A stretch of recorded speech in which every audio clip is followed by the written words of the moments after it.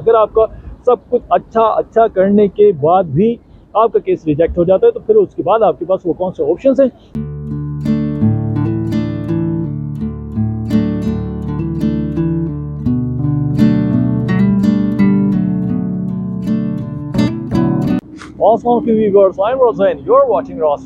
जिस तरह मेरी लास्ट वीडियो के अंदर मैंने आपको वो 10 रीजंस बताए थे कि जिसकी वजह से आपका टीआरसी हो जाता है तुर्की के अंदर रिजेक्ट, ठीक है। तो उसमें मैंने आपसे कमेंट किया था कि मैं अपनी अपकमिंग वीडियो के अंदर आपको लाजमी ये बताऊंगा कि अगर आपका सब कुछ अच्छा करने के बाद भी आपका केस रिजेक्ट हो जाता है तो फिर उसके बाद आपके पास वो कौन से ऑप्शंस हैं। तो इसी टॉपिक पर हमारा ये आज का एपिसोड है, तो जल्दी से शुरू करते हैं आज की वीडियो।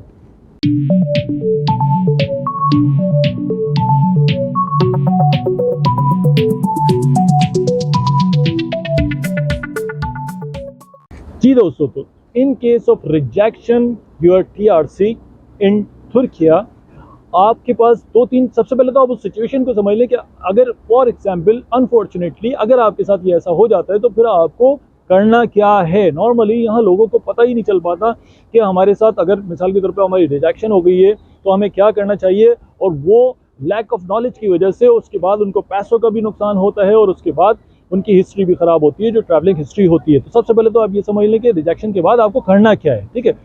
तो आपने पहले नंबर के ऊपर तो इस पॉइंट को ध्यान में रखना है, जो ऑप्शन है वो मैं अभी आपको आता हूँ उसके ऊपर आता हूँ, लेकिन उससे पहले जो इंपॉर्टेंट चीज़ है वो मैं आपको बता रहा हूँ कि इस सडन सिचुएशन के अंदर आपको सबसे पहले क्या करना है। सबसे पहले तो आपको ये ध्यान के अंदर रखना है मेरे भाई कि अगर आपकी रिजेक्शन आ जाती है तो उस सूरत के अंदर आपने ओवर स्टे नहीं होना, ठीक है। अच्छा, ओवर स्टे होने का किसी को शौक नहीं होता है, लेकिन अनफॉर्चुनेटली किस तरह बंदा यहाँ ओवर स्टे हो जाता है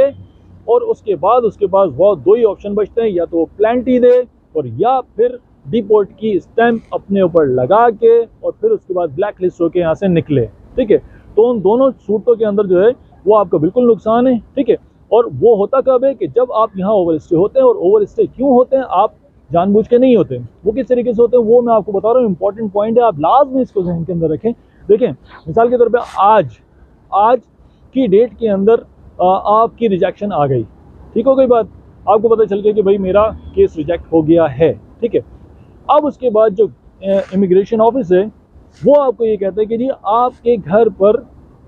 लीगल नोटिस आएगा, ठीक हो गई बात, आपके घर पे लीगल नोटिस आएगा और उसके बाद आप जो है वो टर्की छोड़ दें। वो दो चीज़ें उसके अंदर बताते हैं कि जैसे ही आपके पास वो लीगल नोटिस आएगा तो या तो आप फॉरेन जो है वो टर्की को छोड़ दें, या फिर आप जो है वो थ्रू लॉयर जो है वो अपने केस को रीओपन करवाएं, ठीक है। तो ये दो ऑप्शन वो कहते हैं कि जो है वो आपके पास आएंगे। अब होता क्या है कि नॉर्मली जो मैक्सिमम लोग यहाँ मिस्टेक करते हैं जिसकी वजह से वो ओवर स्टे हो जाते हैं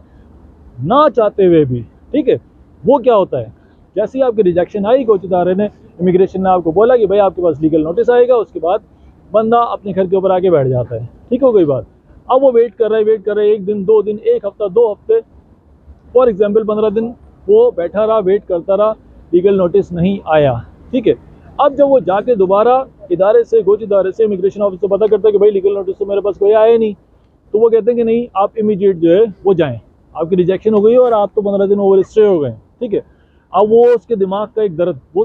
टेंशन के अंदर फिर जल्दी से जो है वो अपना वो टिकट कराए या एयरपोर्ट भागे, क्या करे क्या नहीं करे, अगर उसने गाड़ी ली हुई है, घर लिया हुआ या कोई छोटा मोटा इन्वेस्टमेंट किया हुआ है, तो वो सब बिल्कुल उसका जबरदस्त हो जाता है, बिल्कुल वो मतलब ज़हनी तौर के ऊपर जो है ना वो एकदम से परेशान हो जाता है। अब जब वो जाएगा एयरपोर्ट तो एयरपोर्ट पर फ़ौरन उसको पकड़ लेंगे, ठीक हो गई बात। अब ये एक फैमिली यहाँ जो मेरे रिलेटिव हैं वो यहाँ से गए हैं, वो मदर और बच्चा उनका, ठीक है, 8-10 साल का उनका बच्चा है, ठीक है। बिल्कुल सेम सिचुएशन उसके साथ बिल्कुल रिसेंटली हुई है जो मैं आपके साथ शेयर कर रहा हूँ। जब वो यहाँ से एयरपोर्ट गए, एयरपोर्ट पे जाने के बाद उनको स्ट्रेट फॉरवर्ड 2 ऑप्शन दिए। उन्होंने कहा जी आप या तो प्लेंटी दें तो या फिर जो है वो हम आपको डिपोर्ट कर रहे हैं यहाँ से, ठीक है। तो डिपोर्ट आपको पता है कि एक लानत की तरह है, ठीक है। एक दफ़ा आपका एक किसी कंट्री से डिपोर्ट हो गए, उसके बाद फिर आपकी ट्रैवलिंग हिस्ट्री के ऊपर एक बदनुमा दाग लग जाता है, तो कोई भी ये नहीं चाहता, ठीक है। तो उस कंडीशन के अंदर वो लेडी वो जो है वो पैसे दे के, डॉलर के अंदर वो पैसे यहाँ दे के गई हैं, जो मैं आपको बिल्कुल ट्रू सिचुएशन आपके साथ बता रहा हूँ।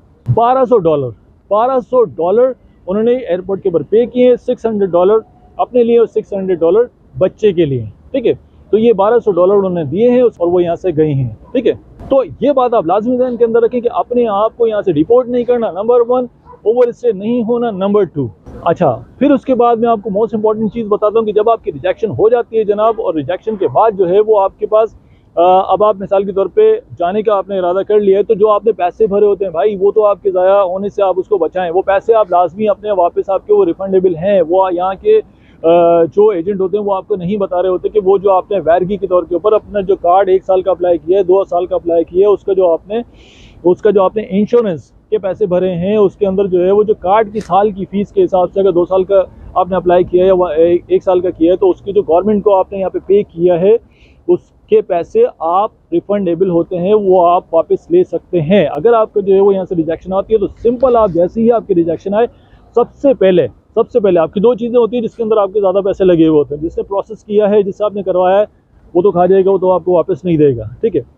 लेकिन 2 पेमेंट्स ऐसी हैं कि जो आपको वापस मिल सकती हैं, ठीक है। एक आपकी कार्ड की जो सालाना फीस आपने पे करी है, दूसरा आपका इंश्योरेंस जो आपने उसके अंदर जो है वो भरा है, ठीक है। अब उसका तरीक़ाकार क्या है दोस्तों, कि जो आपने उसके अंदर इंश्योरेंस पे किया है, अगर आपने थ्रू एजेंट किया है, तो आप उसको बोलें कि भाई ये मेरी रिजेक्शन आ गई है, आप ये पैसे मेरे वापस दिलाएं, ठीक है। तो उसके अंदर से 10%, 15% वो आपका प्रोसेसर बीच में खा जाएगा, और 30% जो है वो आपकी इंश्योरेंस कंपनी आपकी जो है वो लेस करेगी उसके अंदर से। लेकिन फिर भी ये कि 50 to 60% आपको वो पैसे जो है वो रिफंड हो जाएंगे, ठीक है, आपके यहाँ से जाने से पहले। नंबर 1 ये इंश्योरेंस। उसके अलावा जो दूसरा आपने मोटी अमाउंट भरी होती है, वो आपका वो पैसे होते हैं जो आपने साल की फीस भरी होती है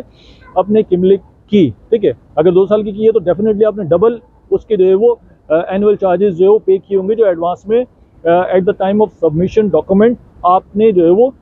जमा करानी होती है उस रसीद को, कि भाई ये मैंने 1 साल के या 2 साल के लिए अप्लाई किया था, ये मैंने पैसे जमा करा दिए हैं आपकी गवर्नमेंट को, ठीक है।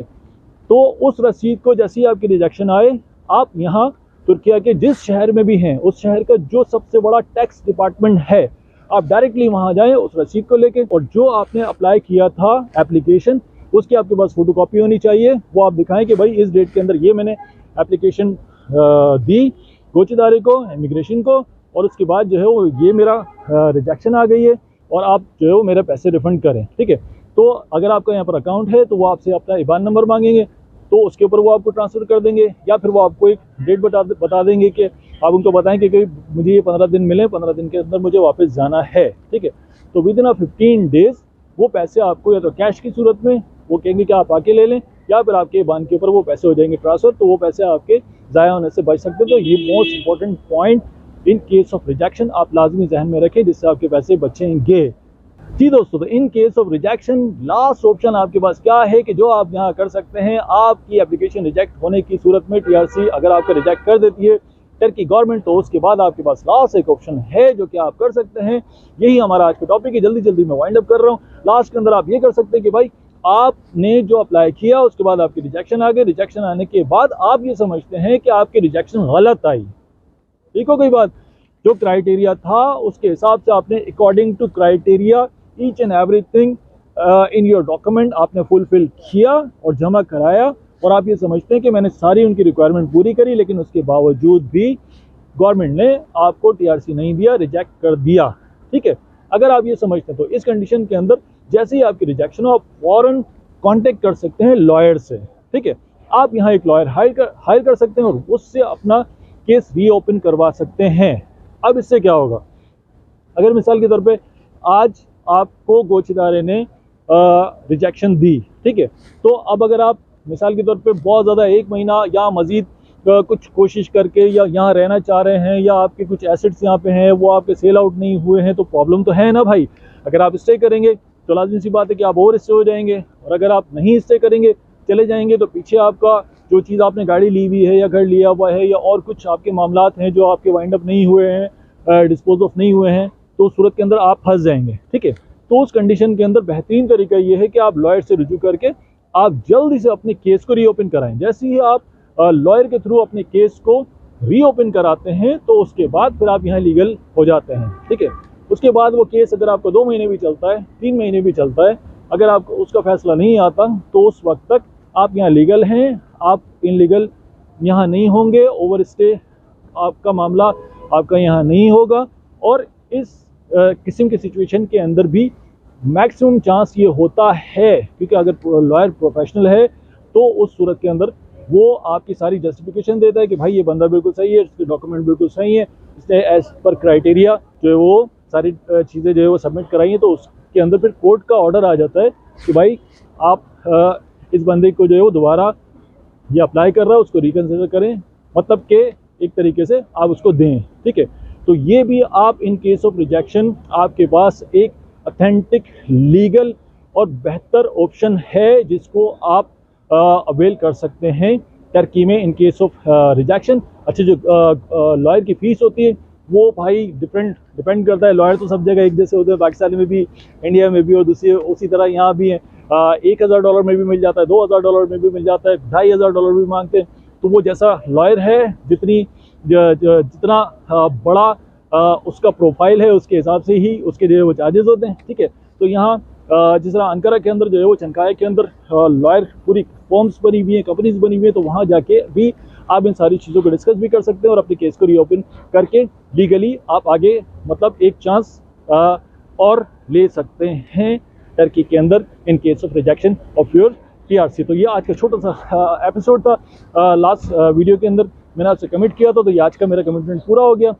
अंटिल द नेक्स्ट वीडियो, अपना और अपने चैनल का रास्ट्रो इन्फो का बहुत ज़्यादा ख्याल रखिएगा। थैंक यू, जज़ाक अल्लाह।